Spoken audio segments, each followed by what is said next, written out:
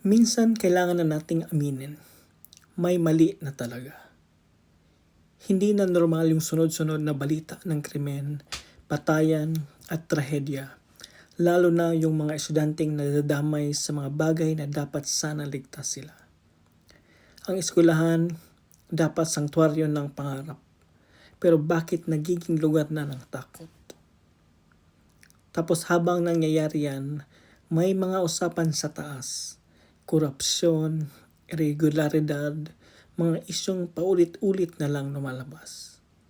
May mga kaso na maingay sa umpisa, pero kalaunan tahimik. Parang wala lang, parang normal na lang.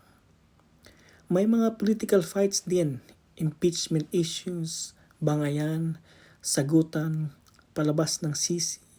Pero habang nag-aaway ang mga nasa kapangyarihan, ang ordinaryong tao, pagod, stressed, at nag-a-adjust na lang para mabuhay araw-araw.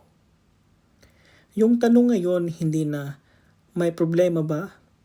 Kasi obvious na meron. Ang tanong na lang, hanggang kailan tayo magbubulag-bulagan? Kasi habang busy ang sistema sa sarili niyang ingay, may mga pamilyang umiiyak. May mga magulang na hindi alam kung paano poprotektahan ang anak nila. May mga kabataang nawawala sa direksyon, hindi dahil tamad sila, kundi dahil magulo na ang paligid na kinalakihan nila. Pero hindi pwedeng puro sisi na lang.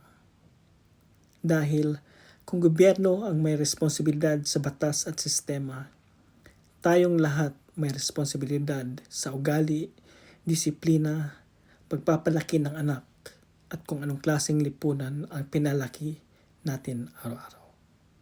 Kasi ang totoo, hindi isang araw lang nasisira ang isang bansa. Unti-unti yan. Kapag normal na ang mali, kapag tinanggap na lang ang mali, kapag wala nang pakialam. Kaya kung may isang tanong na dapat tumatak ngayon, ito yon. Gusto pa ba nating baguhin ito? O sanay na lang tayo sa ganitong sistema?